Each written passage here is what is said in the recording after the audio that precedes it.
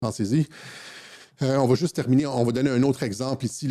J'ai vu comme une autre hostie de tarte sur GPTV. Il y en a plusieurs sur GPTV, là, des tartes, qui disaient, c'était à peu près il y a un mois, il disait genre, je suis un spécialiste des Rockefeller et des Rothschild et je veux signifier, tu sais, Trump est contrôlé par les Rothschild, quelque chose comme ça. Il dit, Nathan Rothschild a félicité Donald Trump pour son intervention au Venezuela. Et là, il y a Pierre Hilliard aussi qui parlait de ça. Et c'était comme si Trump faisait le travail des Rothschild. OK? Encore une fois,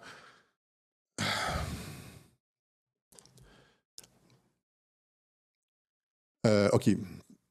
Encore une fois, il y a un tweet, et puis là, ils vont faire, c'est comme la photo avec les Lubavitch, ils vont faire de l'analyse People, de l'analyse Parimatch.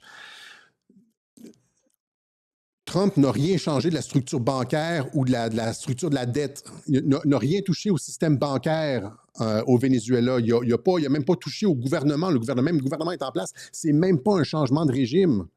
C'est même pas un changement de régime. C'est le même gouvernement qui est en place. Il n'aura pas imposé des. Il n'a pas fait comme, par exemple, Hillary Clinton avec Kadhafi. Ils sont arrivés, ils ont détruit la Libye, ils ont tué Kadhafi. Puis là, après ça, le nouveau gouvernement transitoire a comme pris un prêt du FMI. Et puis, pour le rentrer la Libye dans le système de la dette, etc. Trump n'a rien fait de ça. Ce sont les Vénézuéliens qui l'ont fait eux-mêmes. C'est-à-dire, en 2024, c'est Maduro lui-même qui est allé parler aux Rothschild. Venezuela engage la firme Rothschild, la banque Rothschild, comme conseiller pour gérer sa dette en défaut de paiement.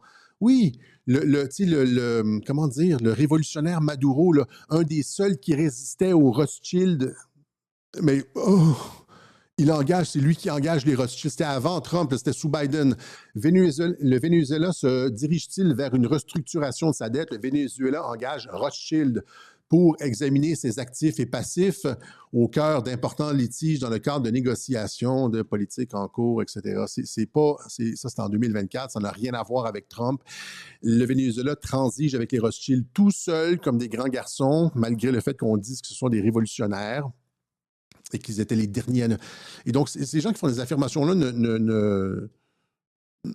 comment je pourrais dire, ne regardent pas les faits. Au contraire, ce que Trump a fait, regardez notamment ce que Trump a fait avec la destruction du wokisme. Le wokisme qui est un autre aspect qu'on pourrait lier à la baphométisation, de la destruction du genre, hein, les trans dans les sports, là, le wokisme, là, OK?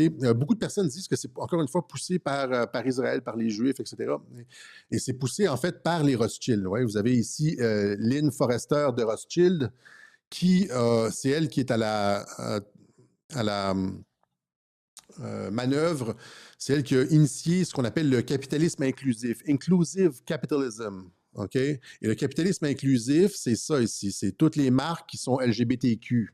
C'est le fait que la Pride Month, ça dure plus seulement un jour, c'est un mois, puis après ça, c'est Pride Season, c'est tout l'été, etc. Donc, ça, toutes les compagnies comme ça, là, qui sont comme LGBTQ, woke, etc., ça vient des Rothschild. Qu'est-ce que Trump a fait? Encore une fois, c'est un autre des aspects. Trump a détruit complètement le wokisme. Qu'est-ce qui reste du wokisme aux États-Unis?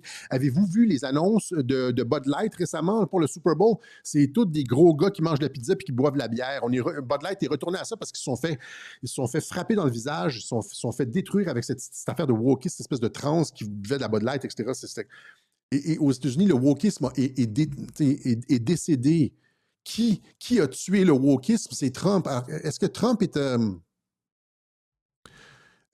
réellement à la charge d'Israël? Pensez-y sérieusement, là. En termes de politique réelle, pas en termes de fucking genre. Nathan Rothschild a dit bravo Donald Trump, well done Donald Trump pour le Venezuela, Venezuela libré. Ça, c'est comme un tweet, mais regarde l'ensemble des. C'est comme who knows? C'est peut-être aussi juste comme pour mal le faire paraître. Et là, tu as des spécialistes qui vont à GPTV puis qui vont dire Trump est compromis par les Rothschild, blablabla. Il est allé. C'était le dernier pays qui résistait, etc. Non, c'est le Venezuela lui-même qui fait affaire avec les Rothschild, etc. Donc, alors, laissons ça ici. Ça fait déjà 1h30. Là, je commence à déblatérer. J'en ai tellement sur le cœur. J'en ai tellement sur le cœur avec ces âneries d'analyse, là. C'est toujours, toujours de l'analyse people sans analyse de, On va nous dire que les Rothschild contrôlent Trump, mais tu regardes la réalité, c'est